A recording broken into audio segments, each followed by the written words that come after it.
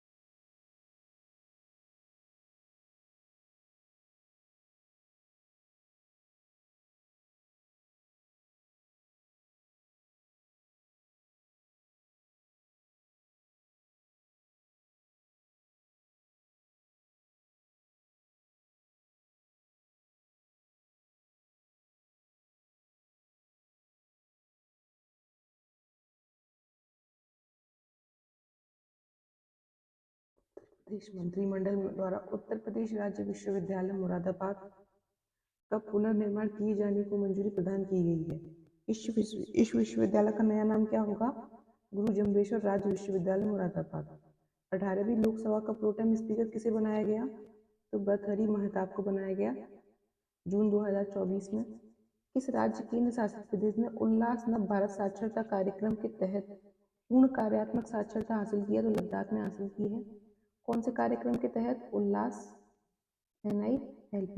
उत्तर प्रदेश ने पर्यावरण सुरक्षा के मद्देनजर बायो प्लास्टिक पार्क कहाँ निर्मित करने की? तो कुंभी गांव लखीमपुर खीरी में बायो प्लास्टिक पार्क निर्मित करने की बात कही गई है। आगे बढ़ते हैं।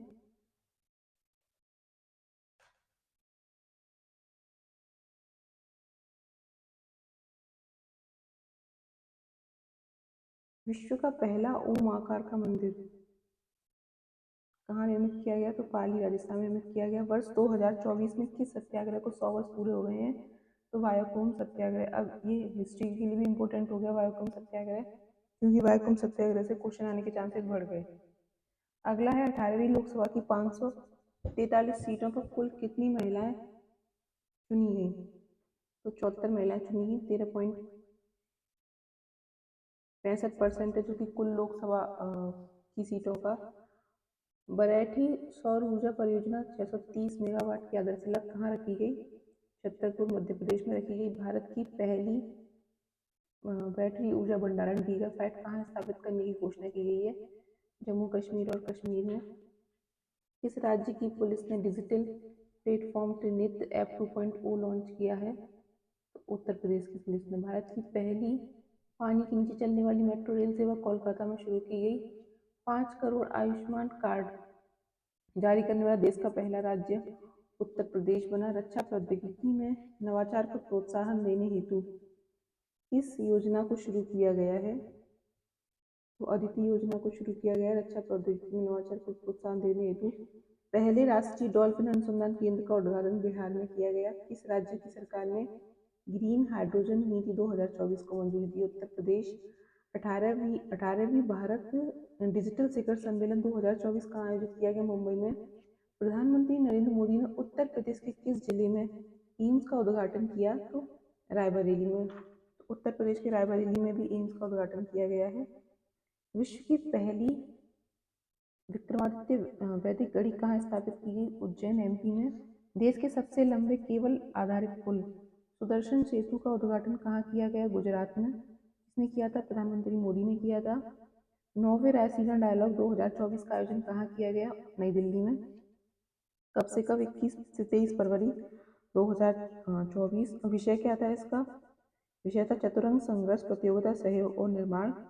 शिक्षा मंत्रालय ने एक राष्ट्र एक छात्र ID के उद्देश्य से कौन सी पहल शुरू की है? तो अपार automated permanent academic account registry. देश के पहले कौशल भारत केंद्र स्किल इंडिया सेंटर का उद्घाटन कहाँ किया गया? संबलपुर उड़ीसा में देश के पहले कौशल भारत केंद्र का उद्घाटन किया गया। स्टेम विज्ञान प्रौद्योगिकी इंजीनियरिंग गणित और चिकित्सा में भारतीय महिलाओं और लड़कियों का प्रतिनिधित्व करने हेतु कौन सा पोर्टल लॉन्च किया गया? 11 फरवरी 2024 को स्वास्थ्य पोर्टल लॉन्च किया गया। लोकपाल के अध्यक्ष के रूप में किसे नियुक्त किया गया? अजय माणिकराव खानविलकर को। प्रधानमंत्री नरेंद्र मोदी ने उत्तर प्रदेश में किस मंदिर का शिलान्यास किया? श्री कल्की धाम मंदिर। यह मंदिर किस जिले में है? तो संबल जिले में है। किसे असम का राज्यपाल घोषित किया गया है? काजी नेमू को। 75वें गणतंत्र दिवस के 2 विषय क्या थे? विकसित भारत और भारत लोकतंत्र की मातृका। 75वें गणतंत्र दिवस समारोह के मुख्य अतिथि कौन थे? इमैनुअल मैक्रों, फ्रांस के राष्ट्रपति। 75वें गणतंत्र दिवस परेड के लिए सर्वश्रेष्ठ झांकी का अवार्ड किस राज्य की झांकी को दिया गया? उड़ीसा। उड़ीसा की झांकी किस थीम पर आधारित थी? विकसित भारत में महिला सशक्तिकरण। राज्य स्टार्टअप रैंकिंग 2022 में 1 करोड़ से अधिक जनसंख्या वाले राज्यों में सर्वश्रेष्ठ प्रदर्शनकर्ता कौन रहा? गुजरात, कर्नाटक, केरल व तमिलनाडु। श्रेणी ए राज्यों में नेतृत्वकर्ता किन्हें घोषित किया गया? आंध्र प्रदेश, असम, मध्य प्रदेश, उत्तर प्रदेश और उत्तराखंड को। वाइब्रेंट गुजरात वैश्विक शिखर सम्मेलन 2024 का आयोजन कहाँ किया गया? कब किया गया? 10 से 12 जनवरी 2024। कौन सा संस्करण था ये? 10वां संस्करण था।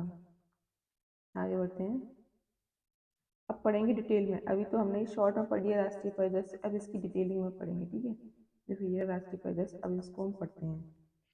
पहला हमारा टॉपिक है एक राष्ट्र एक चुनाव में को मंजूरी। एक राष्ट्र एक चुनाव को मंजूरी दी गई है।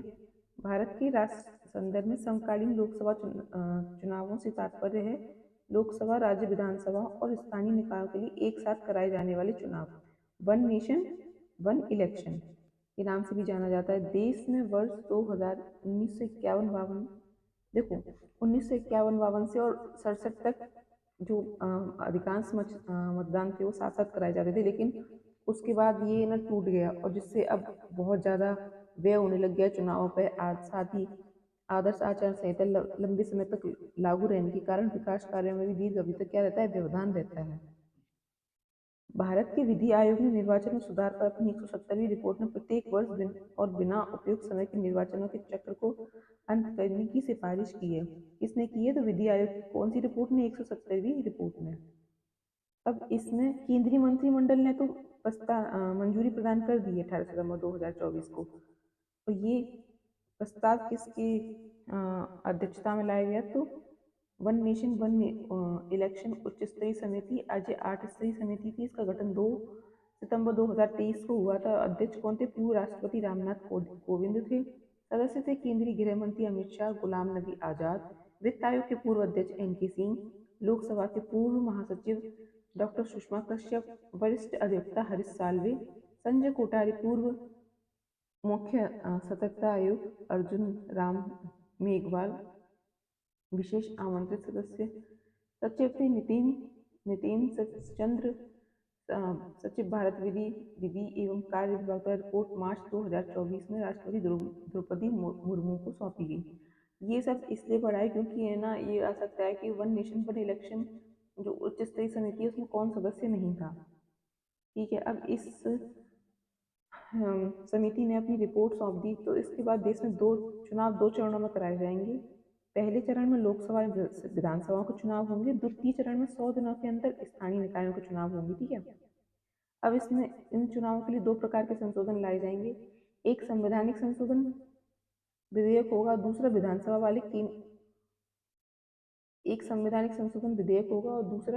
वाले केंद्र शासित प्रदेशों में कानून में परिणामी संशोधन होगा। साथ साथ निर्वाचन के पहले चरण की अभिप्राप्ति के लिए अनुच्छेद 83 संसद के दोनों सदनों की अवधि और अनुच्छेद 172 राज्य विधान मंडलों की अवधि में संशोधित करते हुए एक नया अनुच्छेद 82 का अंत स्थापित किया जाएगा, ठीक है। इस संशोधन द्वारा राज्यों द्वारा अनुसमर्थन की आवश्यकता नहीं होगी, क्योंकि एक नया वही ला दिया जाएगा आर्टिकल, इसलिए राज्यों के अनुसमर्थन की आवश्यकता नहीं होगी। दूसरे चरण में नगर पालिका और पंचायत के चुनाव राज्य विधानसभा के चुनाव के 100 दिनों के भीतर कराए जाने की के लिए संविधान संशोधक प्रस्तुत किया जाएगा।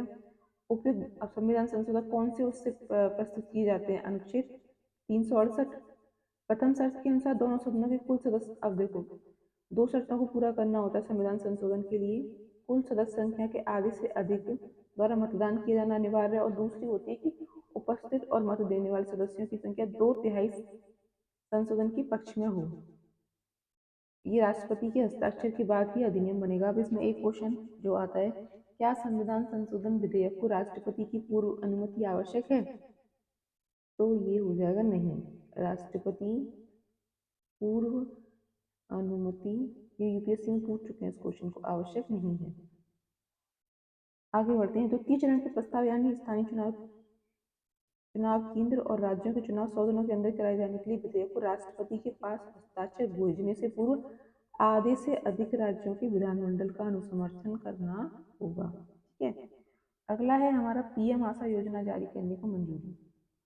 वर्ष 2018 में केंद्रीय मंत्रिमंडल ने एक व्यापक योजना PM आशा, फुल फॉर्म क्या? प्रधानमंत्री अन्नदाता आय संरक्षण अभियान, मंजूरी दी गई थी।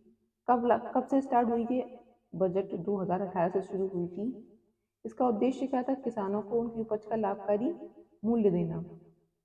स्पष्ट है कि योजना किसानों को उनकी फसल के लिए MSP प्रदान करने पर आधारित थी। 18 सितंबर 2024 को प्रधानमंत्री नरेंद्र मोदी की अध्यक्षता में केंद्रीय मंत्रिमंडल ने पीएम आशा के अंतर्गत शामिल योजनाओं को जारी अब ये जो पीएम आशा की जो योजनाएं थी इनको जारी रखने को मंजूरी दे दी गई है। इससे संबंधित है पीएम आशा योजना। तो प्रधानमंत्री किसानों की आय को बढ़ाने के लिए उन्हें उनकी उपज का उचित मूल्य देने के लिए 15वें वित्त आयोग के कार्यकाल के दौरान वर्ष 2024-25 तक लगभग 35,000 करोड़ रुपए का व्यय होगा। पीएम आशा के अंतर्गत कौन कौन है? मूल्य समर्थन योजना, मूल्य स्थिरीकरण योजना, मूल्य घाटा भुगतान योजना, बाजार हस्तक्षेप योजना। पीएम आशा के परिणाम स्वरूप किसानों को उनके उत्पादों को मूल्य दिलाने के साथ साथ उपभोक्ता को मिलने वाली आवश्यक वस्तुओं के मूल्य में उतार चढ़ाव को भी नियंत्रित किया जा सकेगा। अगला है हमारा प्रधानमंत्री जनजातीय उन्नत ग्राम अभियान। प्रधानमंत्री जनजातीय उन्नत ग्राम अभियान क्या है?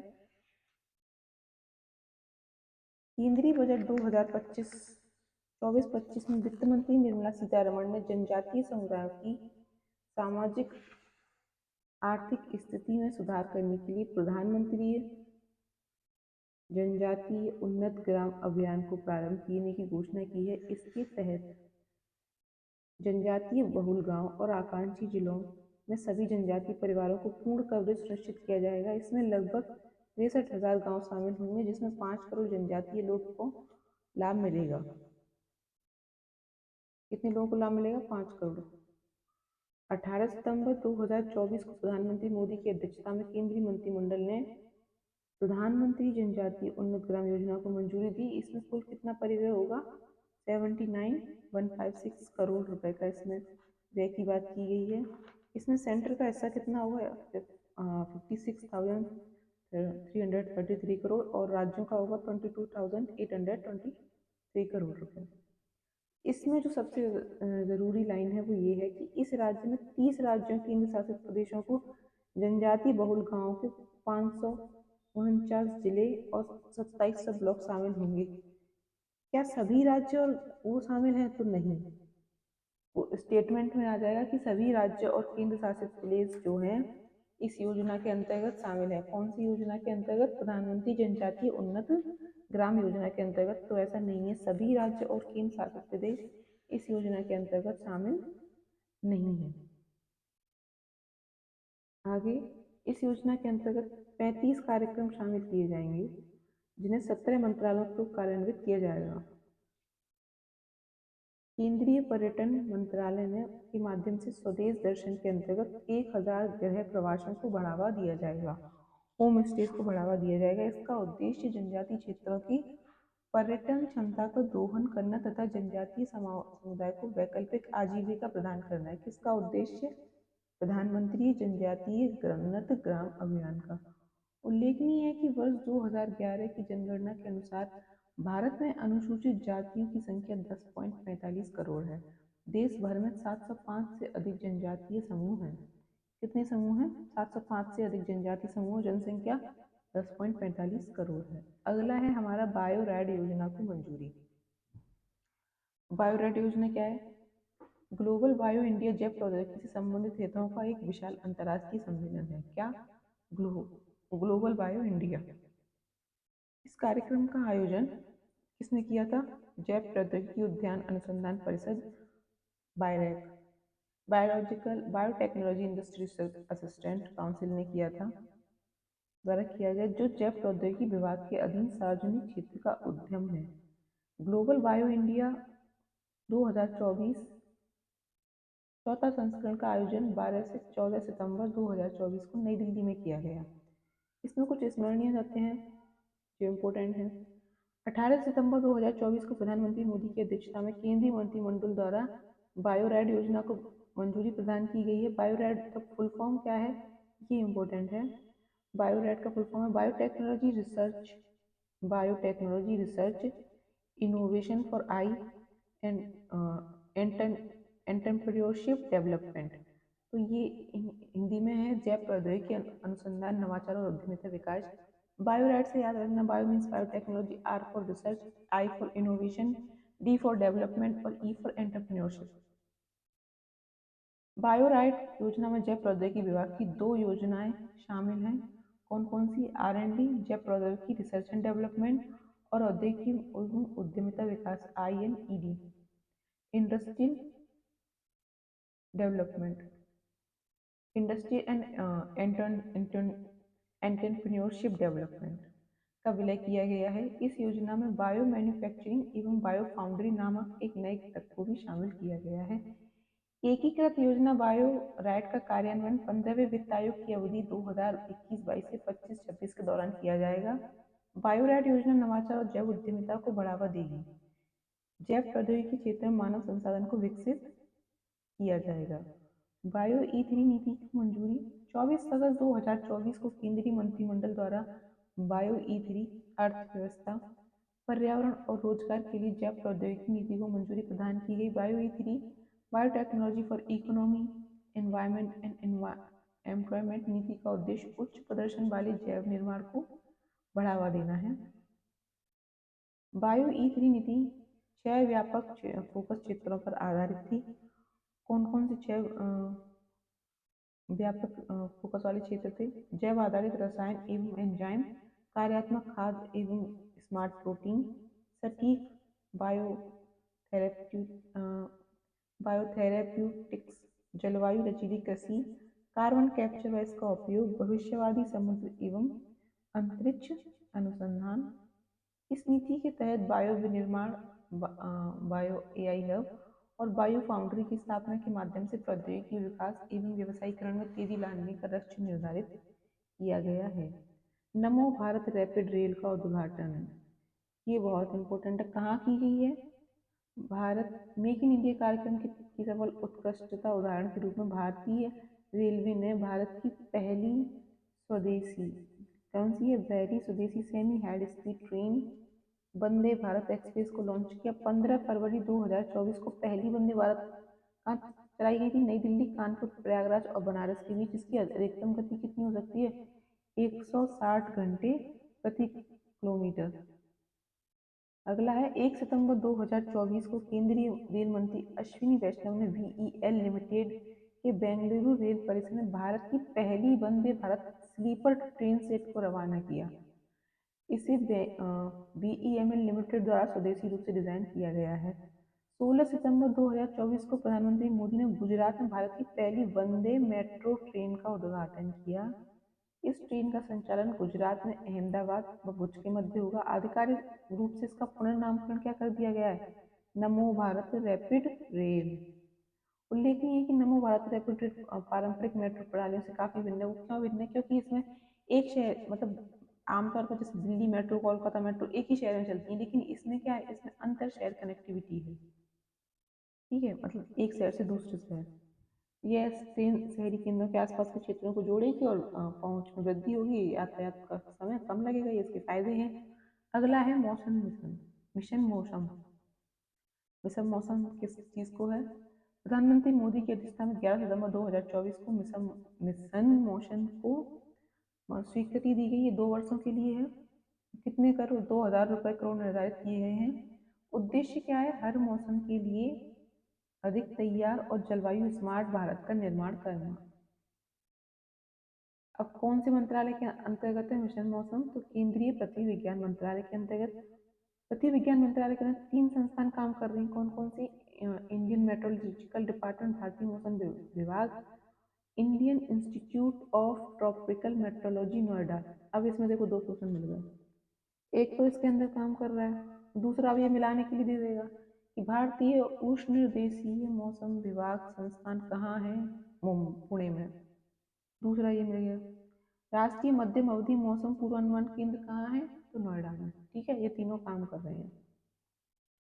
मिशन मौसम की परिकल्पना एक बहुआयामी और परिवर्तनकारी पहल के रूप में की गई है, जो भारत के मौसम और जलवायु संबंधी विज्ञान अनुसंधान सेवाओं को अभूतपूर्व बढ़ावा देगी। मिशन मौसम उच्च परिशुद्धता के साथ मौसम की भविष्यवाणी करने के लिए एक नया मानक स्थापित करेगा। इसके तहत इस मिशन के साथ उन्नत अवलोकन प्रणालियां और उच्च प्रदर्शन कंप्यूटिंग, AI, मशीन लर्निंग जैसी आधुनिक प्रौद्योगिकियों को एकीकृत किया जाएगा। इस मिशन के अंतर्गत उन्नत सेंसरों और उच्च प्रदर्शन वाले सुपर कंप्यूटरों के साथ अगली पीढ़ी के लिए रडार व उपग्रह प्रणालियों भी शामिल की जाएंगी।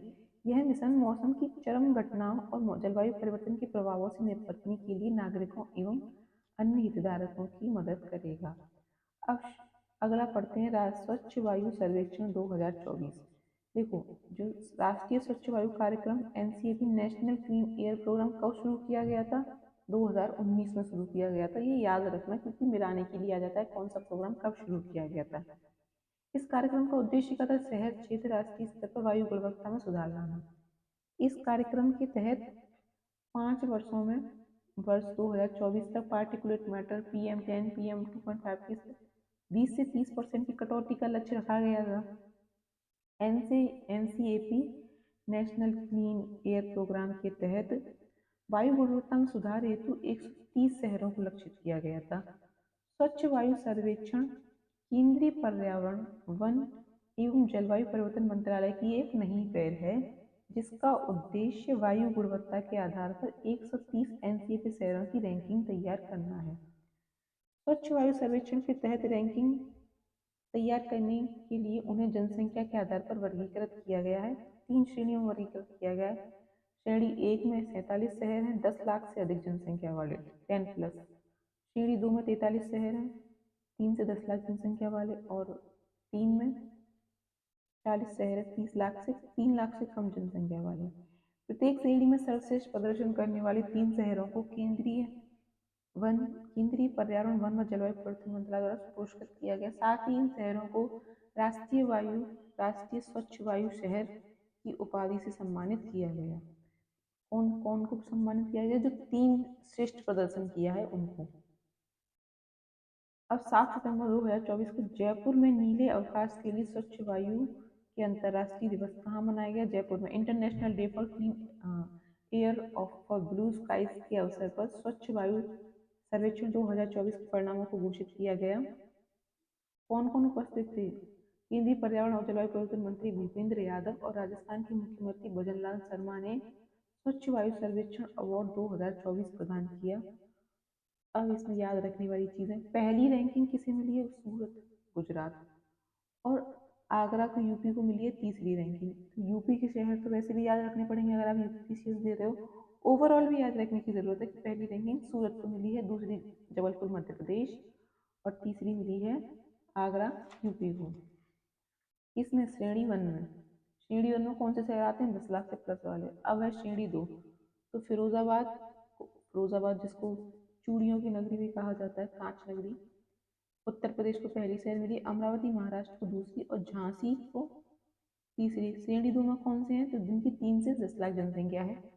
श्रेणी 3 लाख से कम में रायबरेली को पहला स्थान मिला है, यूपी के को नलगोंडा तेलंगाना दूसरा, और नालगोड़ा हिमाचल प्रदेश को तीसरा।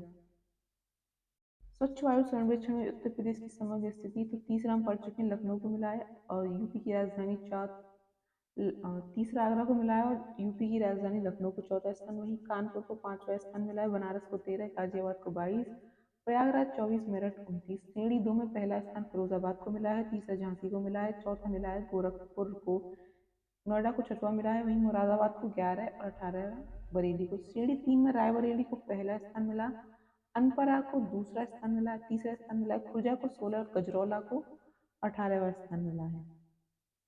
स्वच्छ भारत मिशन नेचर की मान्यता। नेचर एक पत्रिका है जो पर्यावरण से संबंधित सर्वेक्षणों पर प्रकाशित होती है। तो देखो क्या है, सबसे पहले तो स्वच्छ भारत मिशन शुरू कब किया गया था? 2 अक्टूबर 2014 को, मतलब अब चल रहा है 2024, तो 10 साल पहले शुरू किया गया था स्वच्छ भारत सर्वेक्षण मिशन। भारत में सार्वभौमिक स्वच्छता कवरेज, यूनिवर्सल सैनिटाइजेशन कवरेज के लिए एक बड़ा बदलाव प्रदर्शित करता है। यह विश्व के सबसे बड़े राष्ट्रीय व्यवहार परिवर्तन मतलब लोगों की हैबिट में लाना कि सफाई रखो भाई। यह मिशन देश भर में घरेलू शौचालय उपलब्ध कराने के माध्यम से खुले में शौच से मुक्त, ओपन डेफिकेशन फ्री करने वो केंद्रित है। यह अद्वितीय कार्यक्रम अब देश में संपूर्ण स्वच्छता सुनिश्चित करने में रूपांतरित हो गया है। 2 सितंबर 2024 को विश्व के अग्रणी बहुविषयक मल्टीडिसिप्लिनरी विज्ञान जर्नल नेचर में एक लेख प्रकाशित हुआ। इस लेख का शीर्षक क्या था? इस लेख का शीर्षक था स्वच्छ भारत मिशन के अंतर्गत शौचालयों का निर्माण और भारत में शिशु मृत्यु दर, मतलब शौचालय के निर्माण और शिशु मृत्यु दर में इन्होंने संबंध निकालने की कोशिश की। तो इन्होंने पाया कि जब से भारत में, मतलब जब से शौचालयों का निर्माण भारत में शुरू हुआ है, लोगों ने शौचालय जाना शुरू किया है, तब से जो 5 वर्ष से कम बच्चों आयु के जो लोग हैं, उनकी mortality rate, infant mortality rate क्या हुई है, कम हुई है। इस लेख के तहत नीचे द्वारा संचालित एक अध्ययन का परिणाम प्रकाशित हुआ। नीचे का स्वच्छ भारत मिशन और भारत की नवजात शिशु मृत्यु दर IMR और 5 वर्ष से कम आयु की मृत्यु दर अंडर 5 मोर्टालिटी रेट का संबंध जांचने के उद्देश्य से एक प्रायोगिक अध्ययन संचालित किया गया। इसके तहत शिशु एवं बाल स्वास्थ्य के लिए स्वच्छ भारत मिशन के लाभों की पड़ताल की गई। एक अध्ययन 2011 से 20 की अवधि में 35 भारतीय राज्यों, केंद्र शासित प्रदेशों, 640 जिलों का आंकड़ा विश्लेषण किया गया। प्रति 1000 जीवित जन्मों पर IMR, इन्फेंट मोर्टालिटी रेट और अंडर 5 मोर्टालिटी रेट पर ध्यान केंद्रित किया गया। एक अध्ययन के अनुसार शौचालय पहुंच और बाल मृत्यु दर में विपरीत संबंध पाया गया। मतलब जैसे जैसे शौचालयों तक पहुंच बढ़ी, वैसे वैसे बाल मृत्यु दर में क्या हुई, कमी हुई। इस परिणामों को देखते हुए जिला स्तर पर शौचालय में पहुंचे प्रत्येक 10% बिंदुओं की वृद्धि होने पर IMR में 9% बिंदुओं की कमी हुई। मतलब जैसे पहले अगर है ना 100 शौचालय थे, ठीक है, अगर 10 और शौचालय बन गए तो जो IMR रेट है वो 0.9 कम हो गया। ठीक है, 10% ये बढ़ा तो ये 0.9% कमी हो गई। और जो अंडर 5 मोर्टालिटी रेट है वो 1.1% कम हो गई। SBM के अंतर्गत, स्वच्छ भारत मिशन के अंतर्गत 30% से अधिक शौचालय कवरेज वाले जिलों में प्रति 1000 जीवित जन्मों पर इन्फेंट मोर्टालिटी रेट में 5.3 और अंडर 5 मोर्टालिटी रेट में 6.8 की कमी दर्ज की गई। SBM के तहत बड़े पैमाने पर शौचालय के प्रावधान ने प्रति वर्ष लगभग 60 से 70 हजार नवजात शिशुओं के जन्म की रक्षा की है। नेचर द्वारा संचालित अध्ययन के परिणाम दर्शाते हैं कि परिवर्तनकारी स्वच्छता कार्यक्रमों के कार्यान्वयन से निम्न एवं मध्यम आय वाले देशों में आबादी को स्वास्थ्य लाभ प्राप्त हो सकता है। स्वच्छता ही सेवा अभियान 2024। स्वच्छता ही सेवा अभियान 2024 का आयोजन 17 सितंबर 2024 से 2 अक्टूबर 2024 तक किया गया। स्वच्छता सेवा अभियान को प्रति वर्ष 2 अक्टूबर, स्वच्छ भारत दिवस 2 अक्टूबर 2000 पहले से किया जाता है। आगे है इस अभियान का आयोजन इसने किया आवास एवं शहरी कार्य मंत्रालय द्वारा पेयजल और स्वच्छता विभाग, जल शक्ति मंत्रालय के सहयोग से किया जाता है। स्वच्छता ही सेवा अभियान 2024 का केंद्रीय विषय स्वभाव, स्वच्छता, संस्कार, स्वच्छता 4S। स्वभाव याद रखना, S स्वभाव, S स्वच्छता, S संस्कार, S स्वच्छता। तो स्वभाव, स्वच्छता, संस्कार, मतलब स्वभाव में भी स्वच्छता होनी चाहिए और संस्कार में भी स्वच्छता होनी चाहिए। संस्कार जैसे हम अपने बच्चों को सिखाएं कि बेटा सफाई रखा करो, बेटा सफाई रखा करो, बेटी सफाई रखा करो। 23वां विधि आयोग। भारत का विधि आयोग एक गैर संवैधानिक निकाय है, नॉन स्टैट्यूटरी बॉडी। ये क्वेश्चन आ जाता है कि निम्न में से कौन संवैधानिक निकाय, कौन गैर संवैधानिक है। तो ये गैर संवैधानिक निकाय भारत सरकार की विधि और न्याय मंत्रालय के विधि कार्य विभाग द्वारा जारी एक अधिसूचना द्वारा इसका गठन किया गया। कानून के क्षेत्र में अनुसंधान करने के लिए एक निश्चित समय सीमा के साथ इसका गठन किया गया। यह आयोग विचारार्थ विषयों के अनुसार केंद्र सरकार को रिपोर्ट के रूप में सिफारिशें करता है। इसकी सिफारिश क्या बाध्यकारी होती है? नहीं। 2 सितंबर 2024 को केंद्रीय विधि और न्याय मंत्रालय द्वारा भारत के 23वें विधि आयोग के गठन हेतु एक अधिसूचना जारी की गई। राष्ट्रपति द्रौपदी मुर्मू ने 3 वर्षों 1 सितंबर 2024 से 2027 तक की अवधि के लिए 23वें विधि आयोग के गठन को मंजूरी दी थी। 23वें विधि आयोग में कौन थे? एक पूर्णकालिक अध्यक्ष था, 4 पूर्णकालिक सदस्य, सचिव सहित, सचिव विधि कार्य विभाग पदेन सदस्य के रूप में, सचिव विधि विभाग पदेन सदस्य के रूप में, और 5 अंशकालिक सदस्य से अधिक नहीं। ठीक है, विधि आयोग का मुख्यालय नई दिल्ली में है 22वें विधि आयोग का कार्यकाल कब समाप्त हो गया? 31 अगस्त 2024 और 1 सितंबर 2024 को नया विधि आयोग बना दिया गया। न्यायमूर्ति सेवानिवृत्त ऋतुराज अवस्थी 22वें विधि आयोग के अध्यक्ष हैं, तो ये याद रखना 22वें विधि आयोग के अध्यक्ष कौन है? न्यायमूर्ति सेवानिवृत्त न्यायमूर्ति ऋतुराज अवस्थी। डिजिटल कृषि मिशन, भारत की डिजिटल क्रांति द्वारा कृषि में रूपांतरित करने के लिए केंद्रीय बजट 2023-24 में कृषि के लिए डिजिटल सार्वजनिक अवसंरचना DPI के निर्माण की घोषणा की गई है। तत्पश्चात केंद्रीय बजट 2024 में वित्त मंत्री, देखो 2023-24 के बजट में भी इसकी घोषणा थी और 24-25 के बजट में भी इसकी घोषणा है। केंद्र सरकार राज्यों के साथ साझेदारी में अगले 3 वर्षों में कृषि के लिए डिजिटल सार्वजनिक अवसंरचना लागू करेगी। इस पहल के तहत किसान और उनकी भूमि को आच्छादित किया जाएगा। DPI का उपयोग करते हुए 400 जिलों में खरीफ के डिजिटल फसल सर्वेक्षण किया जाएगा। इसका लक्ष्य 6 करोड़ किसानों और उनकी भूमि के साथ रजिस्ट्रियों को अद्यतन करना है। 2 सितंबर 2024 को केंद्र सरकार द्वारा डिजिटल कृषि मिशन को मंजूरी प्रदान की गई। इस मिशन हेतु कुल परिव्यय 2817 करोड़ रुपए निर्धारित है, जिसमें केंद्र का हिस्सा 1940 करोड़ रुपए है। यह मिशन डिजिटल सार्वजनिक अवसंरचना के स्वरूप पर आधारित है। किस पर आधारित है? डिजिटल सार्वजनिक अवसंरचना पर आधारित है।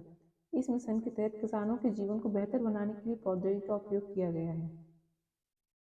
उल्लेखनीय है कि वर्तमान में कृषि क्षेत्र और किसानों से संबंधित आंकड़े अलग अलग स्थानों पर बिखरे हुए हैं। इस परिप्रेक्ष्य में डिजिटल कृषि मिशन का उद्देश्य एक ही मंच पर एक समय के डेटाबेस को निर्माण करना है। इससे कई डेटाबेस और अलग अलग प्लेटफॉर्म के रखरखाव की आवश्यकता नहीं होगी। इसके फलस्वरूप किसान अपनी डिजिटल पहचान सुनिश्चित करने और उसे प्रमाणित करने में सक्षम हो जाएंगे तथा विभिन्न लाभों और सेवाओं को प्राप्त कर सकेंगे। इस मिशन के फलस्वरूप किसान बिना किसी जटिल कागजी कार्यवाही के लाभों और सेवाओं को प्राप्त कर सकेंगे। साथ ही उन्हें विभिन्न कार्यालयों तथा सेवा प्रदाताओं के समक्ष भौतिक रूप से उपस्थित होने की कोई आवश्यकता नहीं रहेगी। मतलब भौतिक रूप से उपस्थित होने की जरूरत नहीं है। डिजिटल कृषि मिशन मूलभूत स्तंभ डिजिटल कृषि मिशन को एक व्यापक योजना के रूप में डिजाइन किया गया है, जिसमें विभिन्न कृषि पहलों को समर्थन प्रदान किया जाएगा। यह मिशन निम्न 2 मूलभूत स्तंभों पर निर्मित है: एग्रीस्टेक और कृषि निर्णय सहायता प्रणाली, कृषि डिसीजन सपोर्ट सिस्टम। इसके अतिरिक्त इस मिशन में मृदा प्रोफाइल मैपिंग भी शामिल है। उपयुक्त तीनों डिजिटल सार्वजनिक अवसंरचनाएं किसान केंद्रित डिजिटल सेवाओं को सक्षम बनाएंगी ही साथ ही कृषि क्षेत्र के लिए समयबद्ध और विश्वसनीय जानकारी की उपलब्धता भी सुनिश्चित करेंगी। एग्रीस्टेक किसान की पहचान, इसे एक किसान केंद्रित DPI के रूप में डिजाइन किया गया है। इसके माध्यम से किसानों को कुशलता, आसानी और तेज गति से सेवाओं और योजनाओं की आपूर्ति सुनिश्चित हो सकेगी। एग्रीस्टेक में निम्न 3 प्रमुख घटक शामिल हैं: किसान रजिस्ट्री, भू संदर्भित गांवों के नक्शे, बोई गई फसलों की रजिस्ट्री। एग्रीस्टेक के तहत किसान ID की शुरुआत की गई है। आधार कार्ड की तरह अब किसानों को भी किसान ID प्रदान की जाएगी। याद रखना, एग्रीस्टेक की तरह क्या क्या किया गया था? किसान ID शुरू की गई थी। अब ये मतलब आधार कार्ड की तरह किसानों को किसान ID दी जाएगी। एक विश्वसनीय डिजिटल पहचान है। किसान ID का सृजन और रखरखाव राज्य सरकारों और केंद्र शासित प्रदेशों द्वारा किया जाएगा, ना कि केंद्र सरकार द्वारा। यह किसान ID भूमि अभिलेखों, पशुधन स्वामित्व, बोई गई फसल और प्राप्त लाभ सहित विभिन्न किसान संबंधी डेटा को इकट्ठा करेगी। किसान IDs के निर्माण और डिजिटल फसल सर्वेक्षण का परीक्षण करने के लिए निम्न 6 राज्यों में प्रायोगिक परियोजना संचालित की गई है। कौन कौन से? उत्तर प्रदेश के फरुखाबाद में, गुजरात के गांधीनगर में, महाराष्ट्र के बीड़ में, हरियाणा के यमुनानगर में, पंजाब के फतेहगढ़ में और तमिलनाडु के विरुधुनगर में ये योजना शुरू की गई है। 3 वर्षों के दौरान 11 करोड़ किसानों के लिए डिजिटल पहचान के निर्माण का लक्ष्य निर्धारित किया गया है। आगे बढ़ते हैं। वित्त वर्ष 2025-26 में 6 करोड़ और 24-25 में 6 करोड़, 25-26 में 3 करोड़ और 26-27 में 2 करोड़ किसानों को किसान आईडी का निर्माण किया जाएगा। 2 वर्षों के अंतर्गत राष्ट्रीय डिजिटल फसल सर्वेक्षण को लॉन्च किया जाएगा। इसमें वर्ष 2024-25 में 400 जिले और 25-26 तक सभी जिलों को आच्छादित किया जाएगा। ठीक है, तो कब तक सभी जिलों को आच्छादित करने का लक्ष्य है? राष्ट्रीय डिजिटल फसल सर्वेक्षण के अंतर्गत 2025-26 को कृषि निर्माण सहायता प्रणाली, यह प्रणाली फसलों, मिट्टी, मौसम और जल संसाधनों आदि पर सुदूर संवेदन आधारित जानकारी को एकीकृत करने के लिए एक व्यापक भूस्थानिक प्रणाली का निर्माण करेगी। मृदा प्रोफाइलिंग मैपिंग, इस मिशन के तहत देश की लगभग 100 मिलियन हेक्टेयर कृषि भूमि के 1:10,000 के पैमाने पर विस्तृत मृदा प्रोफाइल मानचित्र तैयार करने की परिकल्पना की गई है। इसके तहत इस मिशन के अंतर्गत डिजिटल सामान्य फसल सर्वेक्षण, फसल अनुमान सर्वेक्षण वैज्ञानिक रूप से डिजाइन किए गए फसल और प्रयोग के आधार पर उपज का अनुमान प्रदान करेगा। यह कृषि उत्पादन का सटीक अनुमान लगाने में बहुत उपयोगी साबित होगा। अगला है इंडिया सेमीकंडक्टर मिशन। तो इंडिया सेमीकंडक्टर मिशन भारत को इलेक्ट्रॉनिक सिस्टम डिजाइन और विनिर्माण के वैश्विक केंद्र के रूप में स्थापित करने के उद्देश्य से केंद्र सरकार ने वर्ष 2021 में सेमीकॉन इंडिया कार्यक्रम को मंजूरी प्रदान की थी। तो याद रखना, मिलाने के लिए आ जाएगा। सेमीकॉन इंडिया कार्यक्रम कब शुरू किया गया था? 2021 में, और 2021 में ही सरकार ने PLI स्कीम स्टार्ट की थी, जिसके तहत 10 बिलियन डॉलर की सहायता के लिए 10 बिलियन डॉलर के निवेश के साथ कंडक्टर्स के विकास की बात की गई थी। साथ ही DLI स्कीम लॉन्च की थी, जिसमें IC और SOCs और IP चिप होती है ना, इन सब की डिज़ाइन की बात की गई थी, IP। ठीक है, आगे बढ़ते हैं। तो सेमीकॉन इंडिया कार्यक्रम देश में अर्धचालकों एवं डिस्प्ले परितंत्र के विकास को एक व्यापक कार्यक्रम है। अब अर्धचालक क्या होते हैं? तो सिलिकॉन, जर्मेनियम, ये तो शुद्ध अर्धचालक होते हैं। साथ ही Ca, आर्सेनिक, कैडमियम, ये होते हैं, ये किसी मतलब यौगिक के साथ मिलते हैं, ये भी अर्धचालक होते हैं, लेकिन शुद्ध अर्धचालक होते हैं सिलिकॉन और जर्मेनियम। इस कार्यक्रम हेतु कुल परिव्यय 76,000 करोड़ रुपए निर्धारित है। इस कार्यक्रम के तहत अर्धचालकों को डिजाइन, अर्धचालक एवं डिस्प्ले विनिर्माण के साथ साथ डिजाइन के क्षेत्र में भी कंपनियों को विश्व स्तर पर प्रतिस्पर्धा प्रोत्साहन पैकेज प्रदान किया जाएगा, जिससे इलेक्ट्रॉनिक विनिर्माण के क्षेत्र में एक नए युग की शुरुआत हो। अर्धचालकों एवं डिस्प्ले परितंत्र के विकास के लिए लंबी अवधि रणनीतियों के संचालन के उद्देश्य से इंडिया सेमीकंडक्टर मिशन ISM की स्थापना की गई है। इस मिशन का नेतृत्व अर्धचालक और डिस्प्ले उद्योग के क्षेत्र से जुड़े वैश्विक विशेषज्ञ कर रहे हैं। यह मिशन डिजिटल इंडिया कॉरपोरेशन के अंतर्गत एक विशेष और स्वतंत्र व्यापार विभाग है। यह मिशन सेमीकॉन इंडिया कार्यक्रम के अंतर्गत स्वीकृत योजनाओं के लिए नोडल एजेंसी के रूप में कार्य करेगा। 2 सितंबर 2024 को केंद्र सरकार ने साणंद, गुजरात में एक अर्धचालक इकाई की स्थापना को क्या दे दी है? मंजूरी दे दी है। कहाँ पे दी है? गुजरात में। गुजरात में कहाँ पर? साणंद में। यह अर्धचालक इकाई कायन सेमीकॉन प्राइवेट लिमिटेड द्वारा स्थापित की जाएगी। कौन सी? साणंद वाली, जो कि गुजरात में। इसमें 3300 करोड़ रुपए के निवेश से स्थापित की जाएगी। इसकी उत्पादन क्षमता 60 लाख चिप्स प्रतिदिन होगी। इस इकाई में उत्पादित चिप्स का औद्योगिक, ऑटोमोबाइल, इलेक्ट्रॉनिक, उपभोक्ता इलेक्ट्रॉनिक्स, दूरसंचार, मोबाइल फोन आदि क्षेत्र में अनुप्रयोग किया जा सकेगा। इससे पूर्व जून 2023 में केंद्र सरकार ने साणंद, गुजरात में ही अर्धचालक इकाई की स्थापना की हेतु माइक्रोन टेक्नोलॉजी इंक के प्रस्ताव को मंजूरी की थी। पुनः 29 फरवरी 2024 को 3 और अर्धचालक इकाइयों की मंजूरी की। कहाँ पे? धौलेरा, गुजरात में। दूसरी कहाँ है? असम। और तीसरी कहाँ है? साणंद, गुजरात। तो धौलेरा गुजरात में, ये TEPL Tata electronics private limited द्वारा एक सेमीकंडक्टर फैब्रिकेशन प्लांट की स्थापना किसके सहयोग से स्थापित किया गया है? ताइवान की company TSMC power chip semiconductor manufacturing corporation की साझेदारी से स्थापित किया गया है। तो धौलेरा गुजरात में किसके सहयोग से?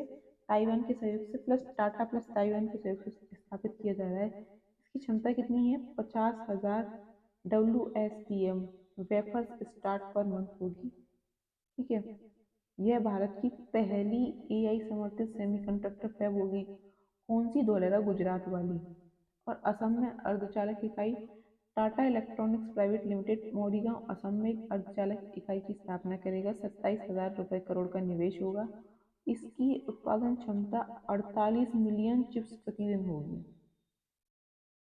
साणंद गुजरात में अर्धचालक इकाई CG power and electronic solution limited द्वारा साणंद गुजरात में OSAT outsourced semiconductor for assembly and test सुविधा स्थापित की जाएगी।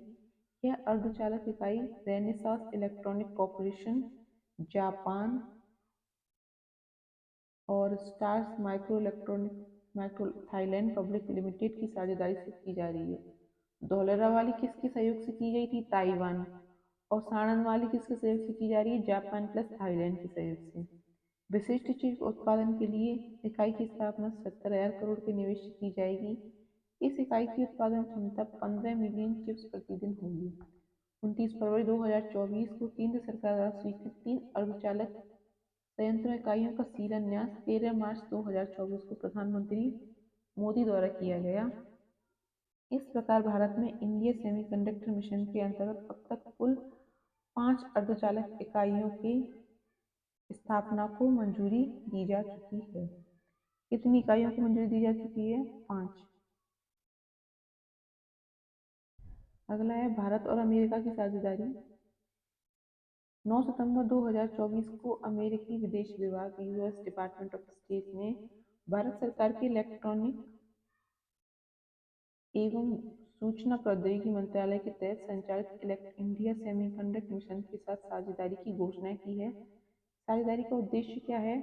International technology security and innovation course के तहत वैश्विक अर्धचालक पारिस्थितिकी तंत्र को विकसित करने, उसमें विविधता लाने के लिए अवसरों का पता लगाना है। ITSI international technology security and innovation course का सृजन अमेरिका के वर्ष 2022 में चिप्स अधिनियम के तहत किया गया था।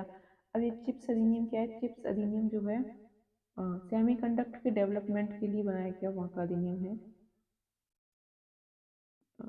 USA की माइक्रोकॉन टेक कंपनी है, ठीक है, जिसके सहयोग से अहमदाबाद में 22,500 करोड़ के अर्धचालक निर्माण को मंजूरी दी है सहयोग करने के लिए। ठीक है, पंजाब में ना माहौली है एक जगह जहाँ पर इंडिया का पुराना चिप फैब्रिकेशन स्थित है। ये सब एडिशनल इंफॉर्मेशन है क्योंकि अगर इतना पढ़ रहे हैं तो हो सकता है इससे रिलेटेड कुछ पूछ ले, इसलिए। सर्वोच्च न्यायालय का ध्वज और प्रतीक चिन्ह। भारत का सर्वोच्च न्यायालय भारत के संविधान के तहत एक साल सर्वोच्च न्यायिक निकाय है। संविधान के अनुच्छेद 124 में उल्लेखित है कि भारत का एक सर्वोच्च न्यायालय होगा। 26 जनवरी 1950 को संविधान लागू होने के साथ ही सर्वोच्च न्यायालय अस्तित्व में आ गया। 28 जनवरी 1950 को सर्वोच्च न्यायालय का उद्घाटन किया गया। भारत के पहले मुख्य न्यायाधीश हरिलाल जे कानिया थे। 28 जनवरी 2024 को सर्वोच्च न्यायालय ने अपना स्थापना दिवस मनाया। कब? 28 जनवरी 2024 को उस अपनी स्थापना की हीरक जयंती डायमंड जुबली मनाई। डायमंड जुबली ईयर की शुरुआत की, क्योंकि कब होगी डायमंड जुबली ईयर? 2025 में होगा, तो पूरे साल जुबली की शुरुआत कर दी है। उल्लेखनीय है कि 28 फरवरी 2025 को 75 वर्ष पूरे हो जाएंगे। 1 सितंबर 2024 को राष्ट्रपति द्रौपदी मुर्मू ने भारत के सर्वोच्च न्यायालय के ध्वज और प्रतीक चिन्ह का अनावरण किया। ध्वज का रंग नीला है। ध्वज में संविधान में के खुले पन्नों से सर्वोच्च न्यायालय के गोलाकार भवन को उभारते हुए प्रदर्शित किया गया है। इस ध्वज में सर्वोच्च न्यायालय भवन को सुनहरे रंग से चित्रित किया गया है। इस ध्वज में न्यायालय के गोलाकार भवन के ऊपर अशोक चक्र को दिखाया गया है। यह संपूर्ण डिजाइन एक वृत्त द्वारा घेरा गया है, जिसके निचले भाग में संस्कृत का श्लोक लिखा है, यतो धर्मस्तु जय, जहाँ धर्म है वहाँ जीत है। इस ध्वज के मध्य में प्रदर्शित डिजाइन भारत के सर्वोच्च न्यायालय के नए प्रतीक चिन्ह के रूप में भी कार्य करेगा। सर्वोच्च न्यायालय की 75 वर्ष पर सिक्का एवं स्मारक डाक टिकट जारी किए गए। 31 अगस्त और 1 सितंबर 2024 को सर्वोच्च न्यायालय द्वारा राष्ट्रीय जिला न्यायपालिका सम्मेलन का आयोजन भारत मंडपम नई दिल्ली में किया गया। इस सम्मेलन का उद्घाटन प्रधानमंत्री नरेंद्र मोदी जी ने किया। इस अवसर पर प्रधानमंत्री नरेंद्र मोदी जी ने सर्वोच्च न्यायालय की स्थापना के 75वें वर्ष के उपलक्ष्य में एक सिक्का और डाक टिकट जारी किया। अगला है बाणवन पतन का शिलान्यास। भारत में कितने पतन हैं? भारत में कुल 12 पतन हैं। मेजर पोर्ट, बाकी छोटे छोटे तो कई हैं, लेकिन मेजर पोर्ट 12 हैं। महापत जो कि केंद्र सरकार के अधीन है पूर्ण रूप से। महापतन प्राधिकरण अधिनियम 2021 के प्रावधानों द्वारा शासित है। यद्यपि भारत में स्थित पतन सुदृढ़ ग्राहक आधार, बुनियादी ढांचा और अवसंरचनाओं आदि सुविधाओं से लैस है, मतलब कमी है, लेकिन विस्तार संबंधी बाधाओं के कारण उनकी परिचालन क्षमता में वृद्धि नहीं हो पा रही है। कंटेनर पोतों के लगातार बढ़ रहे आकार के कारण जवाहरलाल नेहरू पतन और मुंबई पतन आदि पर कंजक्शन संकुलन पहले से ही गंभीर चिंता का विषय बना हुआ है। इस परिप्रेक्ष्य में भारत के पश्चिमी तट पर गहरे पतनों का विकास अत्यंत आवश्यक हो गया है। 30 अगस्त 2024 को प्रधानमंत्री मोदी ने बाणवन पतन का शिलान्यास किया। यह पतन महाराष्ट्र के पालघर जिले के डहाणू नगर के निकट स्थित है। प्रधानमंत्री मोदी की अध्यक्षता में केंद्रीय मंत्रिमंडल ने 19 जून 2024 को इस पतन को स्वीकृति दे दी थी। भूमि अधिग्रहण सहित इस पतन की कुल लागत 76,220 करोड़ रुपए है। इस परियोजना का निर्माण बाणवन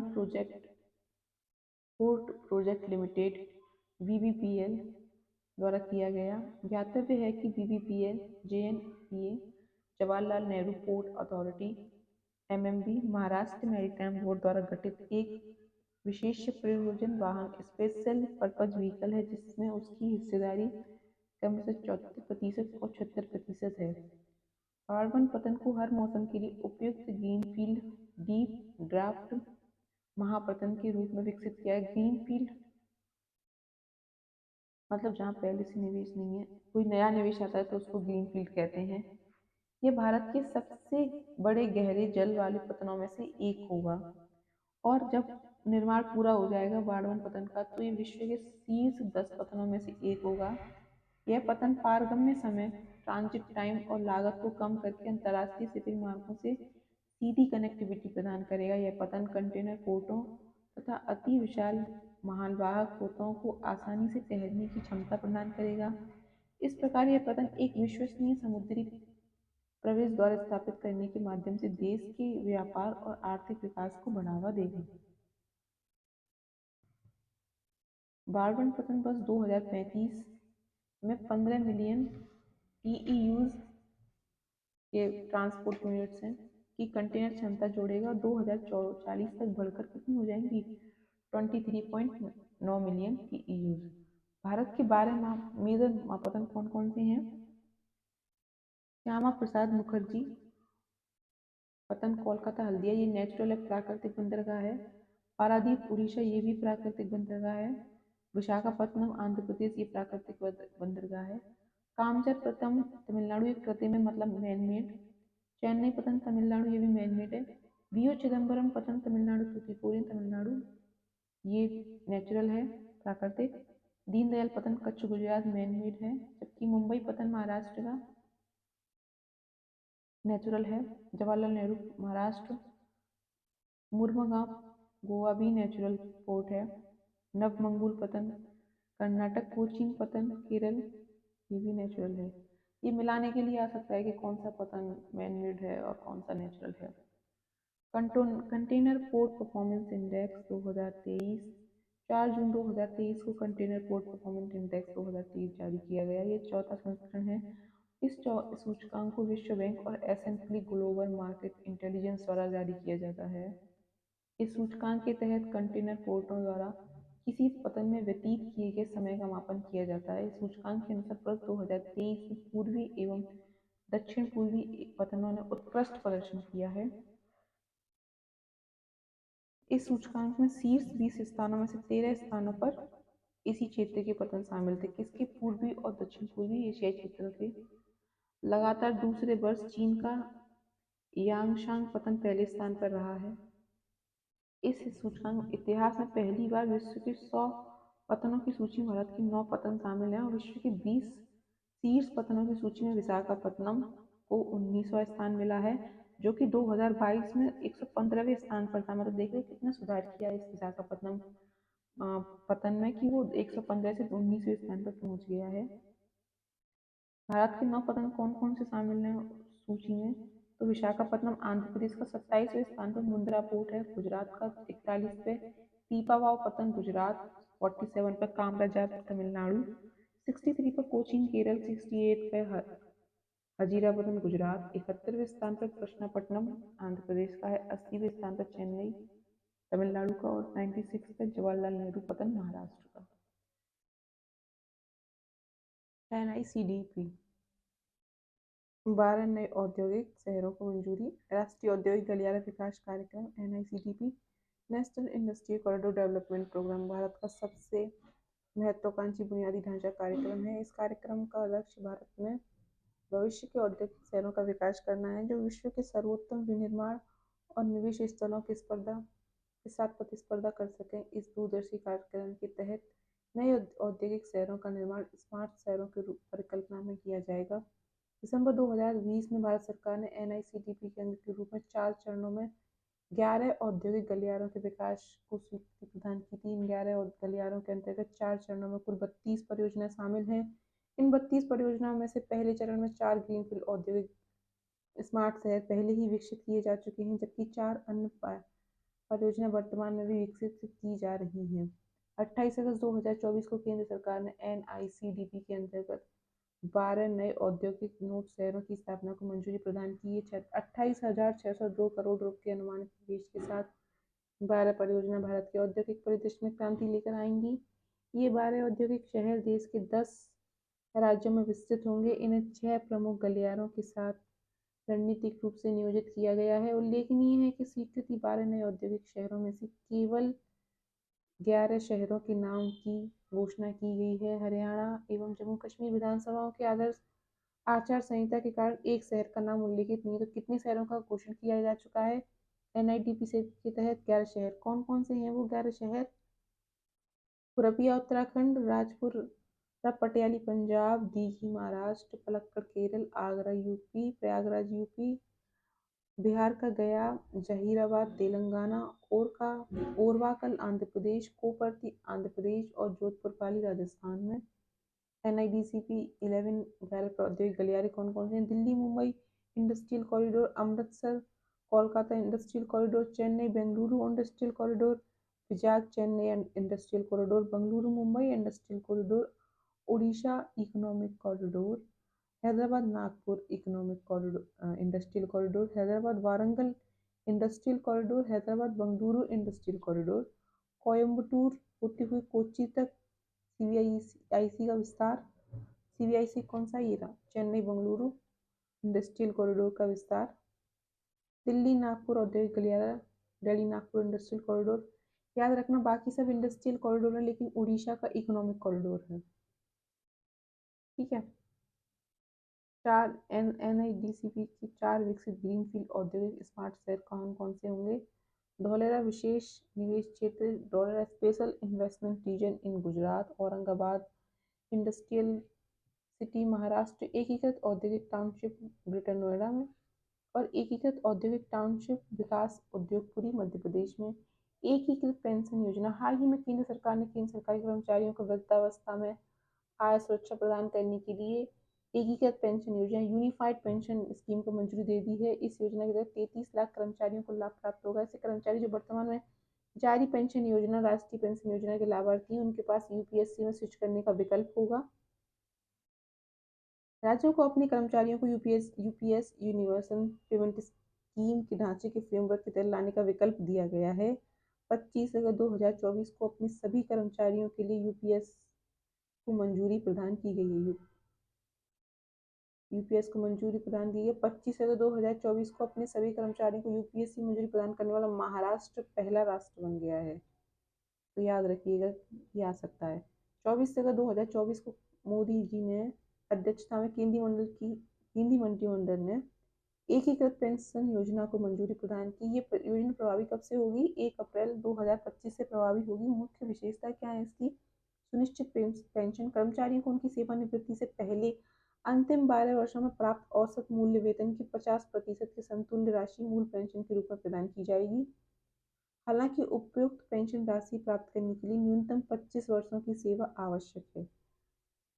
25 वर्ष से कम सेवा अवधि के लिए आनुपातिक रूप से कम पेंशन प्रदान की जाएगी। न्यूनतम 10 वर्षों तक सेवा प्रदान करने वाले कर्मचारी ही यूपीएस के तहत पेंशन के पात्र होंगे। सुनिश्चित पारिवारिक पेंशन किसी कर्मचारी को उसके निधन के पहले प्राप्त पेंशन के 60% के समतुल्य राशि सुनिश्चित पारिवारिक पेंशन के रूप में प्रदान की जाएगी। सुनिश्चित न्यूनतम 10 वर्षों की सेवा के बाद सेवानिवृत्ति पर 10,000 प्रति माह की सुनिश्चित न्यूनतम पेंशन प्रदान की जाएगी। 10,000 से कम मतलब पेंशन नहीं होगी, चाहे आपकी इनकम कितनी भी रही हो। सुनिश्चित पेंशन, सुनिश्चित पारिवारिक पेंशन और सुनिश्चित पेंशन पर मुद्रास्फीति सूचकांक लागू होगा। इन्फ्लेशन इंडेक्सेशन मतलब महंगाई बढ़ेगी तो पेंशन भी बढ़ जाएगी। सेवानिवृत्ति पर कर्मचारी ग्रेच्युटी के अतिरिक्त एक मुश्त राशि के पात्र होंगे। यूपीएस में कार्यान्वयन के लिए कर्मचारियों का योगदान वेतन मूल वेतन प्लस महंगाई भत्ता का 10% रहेगा, जबकि केंद्र सरकार का योगदान 18.5% का होगा। एनपीएस वात्सल्य अवयस्क बच्चों के लिए नई पेंशन योजना है। वित्त मंत्री सीतारमण ने केंद्रीय बजट 2024-25 में अवयस्क बच्चों के लिए एक नई पेंशन स्कीम वात्सल्य की घोषणा की। यह एक अंशदान आधारित पेंशन स्कीम है। 18 वर्ष से कम आयु के सभी अवयस्क नागरिकों के इसके पात्र होंगे। साइबर क्राइम्स को प्रतिवर्ष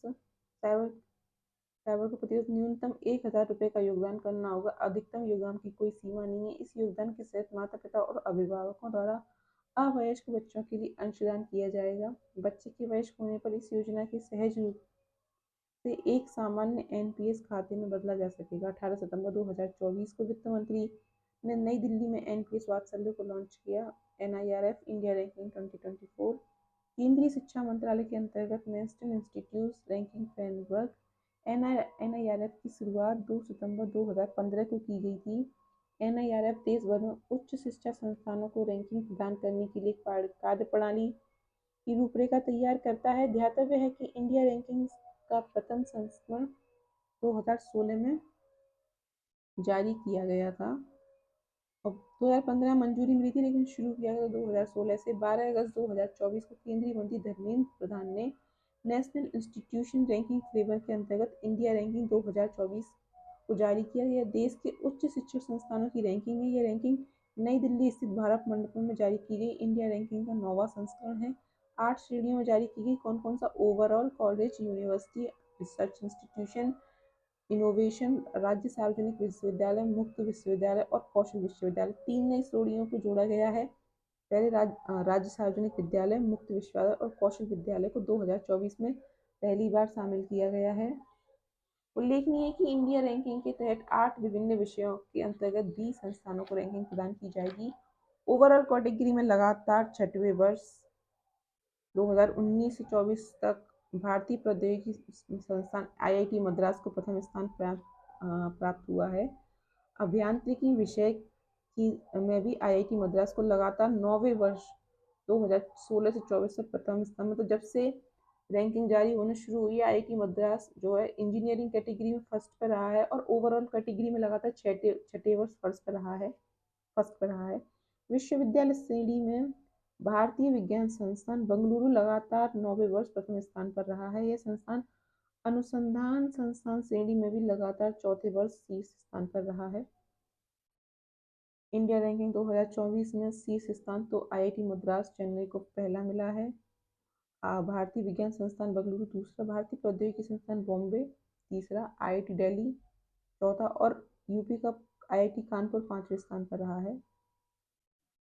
यूपी के कुछ संस्थान जो रैंकिंग में अच्छा प्रदर्शन किए हैं: आईआईटी कानपुर 5वें पे, 11 पे बीएचयू बनारस, 16 पे अलीगढ़ मुस्लिम यूनिवर्सिटी, 30 पे आईआईटी बीएचयू, 49 पे एमईटी विश्वविद्यालय गौतम बुद्ध नगर का, 58वें पे बाबा साहेब भीमराव अम्बेडकर विश्वविद्यालय लखनऊ का, 88 पे king George medical university Lucknow और 95 पे शिव नडार विश्वविद्यालय गौतम बुद्ध नगर। इंडिया रैंकिंग 2024 विभिन्न श्रेणियों में प्राप्त। देखो, विश्वविद्यालय श्रेणी में भारतीय विज्ञान संस्थान बेंगलुरु लगातार 9वें वर्ष प्रथम स्थान पर रहा है। कॉलेज श्रेणी में हिंदू कॉलेज दिल्ली का। अनुसंधान संस्थान श्रेणी में भारतीय विज्ञान संस्थान बेंगलुरु लगातार चौथे वर्ष प्रथम स्थान पर रहा है। नवाचार श्रेणी में आईआईटी बॉम्बे प्रथम स्थान पर रहा है। मुक्त विश्वविद्यालय श्रेणी जो 2024 से ही शामिल की गई है, इसमें इंदिरा गांधी राष्ट्रीय मुक्त विश्वविद्यालय नई दिल्ली को पहला स्थान प्राप्त हुआ है।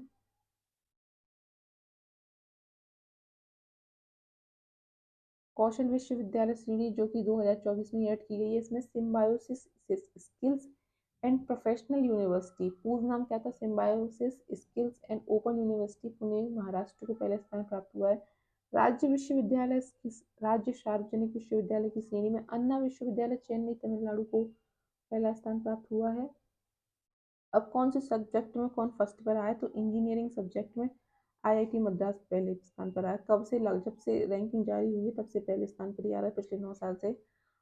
प्रबंधन की श्रेणी में आईआईएम अहमदाबाद, फार्मेसी में जामिया हमदर्द नई दिल्ली, चिकित्सा में अखिल भारतीय आयुर्वेद संस्थान दिल्ली, दंत चिकित्सा में Saveetha institute of medical and technology science Chennai, विधि में national law university of India Bengaluru, वास्तुकला एवं नियोजन में आईआईटी रुड़की, कृषि एवं संबंध क्षेत्र में भारतीय कृषि अनुसंधान संस्थान नई दिल्ली, उत्तराखंड सकल पर्यावरण उत्पादक सूचकांक। सकल पर्यावरण सूचकांक को मानवीय हस्तक्षेपों के कारण होने वाले पारिस्थितिकी विकास का मूल्यांकन करने के लिए विशेष रूप से डिजाइन किया गया है। जीपी सूचकांक 4 स्तंभों पर आधारित है: वायु, जल, मृदा और वन। इन 4 पर्यावरणीय कारकों में अगर सुधार हो तो जीईपी सूचकांक में क्या मानी जाएगी, वृद्धि मानी जाएगी। क्या है GP? Gross environment perform product. इससे ज्ञात होता है कि उक्त भौगोलिक क्षेत्र पर्यावरण के अनुकूल और विकासात्मक गतिविधियों के बावजूद भी स्थिर और सुधारात्मक है। इसके विपरीत पर्यावरणीय गुणवत्ता में सुधार न होने पर उसमें गिरावट दर्ज होने या कोई नकारात्मकता प्रदर्शित करने पर जीबी सूचकांक में क्या होगी, गिरावट होगी। 19 जुलाई 2024 को उत्तराखंड के मुख्यमंत्री पुष्कर सिंह धामी ने उत्तराखंड सकल पर्यावरण सूचकांक को लॉन्च किया। सकल पर्यावरण सूचकांक लॉन्च करने वाला उत्तराखंड देश का पहला राज्य बन गया है। Very important. इस सूचकांक को लॉन्च करने का उद्देश्य पारिस्थितिकी को अर्थव्यवस्था से जोड़ना है। सूचकांक के 4 घटक हैं: जलवायु, वन, मृदा। उत्तराखंड में जीईपी के प्रभावी कार्यान्वयन के लिए एक प्रकोष्ठ बनाया जाएगा। जीईपी सूचकांक निर्धारित करता है कि राज्य में विकासात्मक योजनाओं के साथ साथ जल, मृदा, वायु, वन में क्या परिवर्तन आए हैं। इस सूचकांक के परिणामों के विश्लेषण से भविष्य में पर्यावरण संरक्षण के क्षेत्र में लक्ष्य निर्धारित करने में मदद मिलेगी। एसडीजी इंडिया इंडेक्स 2023 ये शुरू किया गया था, एसडीजी इंडिया इंडेक्स 2018 में, और एसडीजी इंडेक्स को संयुक्त राष्ट्र भारत और यूएनडीपी इंडिया के सहयोग से नीति आयोग की एक पहल है। इसका उद्देश्य एसडीजी को प्राप्त करने की दिशा में हुई प्रगति के आधार पर भारतीय राज्यों एवं केंद्र शासित प्रदेशों की रैंकिंग तैयार करना है। इस सूचकांक का उद्देश्य वैश्विक लक्ष्यों को प्राप्त करने में राज्यों और केंद्र शासित प्रदेशों के मध्य स्वस्थ प्रतिस्पर्धा को बढ़ावा देना है। देखो, ये एसडीजी इंडिया इंडेक्स बहुत इंपॉर्टेंट है, 2022 में इससे क्वेश्चन आ चुका है यूपीसीएस में। साथ ही ये सूचकांक उन संवेदनशील क्षेत्रों एवं क्षेत्रीय अंतरालों की पहचान करने में राज्यों एवं केंद्र शासित प्रदेशों की मदद करता है जिन पर अधिक ध्यान केंद्रित करने की आवश्यकता है। 12 जुलाई 2024 को नीति आयोग द्वारा एसडीजी इंडिया इंडेक्स का कौन सा संस्करण था? चौथा संस्करण था। उपाध्यक्ष सुमन बेरी, नीति आयोग के उपाध्यक्ष सुमन बेरी द्वारा इस इंडेक्स को लॉन्च किया गया। केंद्रीय विषय क्या था इसका? विकसित भारत की ओर सतत प्रगति, समावेशी विकास, टुवार्ड्स विकसित Bharat, sustainable progress and inclusive growth. SDG index का चौथा संस्करण 16 लक्ष्य, 17 लक्ष्यों पर गुणात्मक विश्लेषण, 17 उपलक्ष्यों और 113 संकेतकों पर आधारित है। एसडीजी इंडिया इंडेक्स के चौथे संस्करण के तहत प्रत्येक राज्य एवं केंद्र शासित के लिए 16 एसडीजी पर 4 बार चार लक्ष्यवार मतलब गोल वाइज स्कोर की गणना की गई है। लक्ष्यवार स्कोर से राज्यों केंद्र शासित प्रदेशों के समग्र स्कोर या कंपोजिट स्कोर की गणना की जाती है। स्कोर 0 से 100 रेंज की होते हैं। यदि किसी पेन को 100 स्कोर मिले हैं तो उसमें दिखाता है कि उसने लक्ष्य प्राप्त कर लिया है। 4 श्रेणियों में बांटा गया है स्कोर के आधार पर। 0 से 49 तक आकांक्षी जिले, प्रदर्शनकर्ता के 50 से 64 अंकों के बीच अग्रणी फ्रंट रनर 65 से 99 अंक और लक्ष्य प्राप्त करता 100 अंक। भारत का कंपोजिट स्कोर कितना रहा? 71 रहा। मतलब भारत कौन सी श्रेणी में आ गया? अग्रणी श्रेणी में है, फ्रंट रनर। 2020-21 और 23-24 के मध्य SDG 1 गरीबी उन्मूलन। देखो अब ये भी याद रखना कि SDG 1 क्या होता है, गरीब, क्योंकि ये मिलाने के लिए भी आ जाता है कि SDG 1 क्या है, SDG 2 क्या है। तो गरीबी उन्मूलन। SDG 8 समग्र सभ्य कार्य एवं आर्थिक विकास। SDG 13 जलवायु कार्यवाही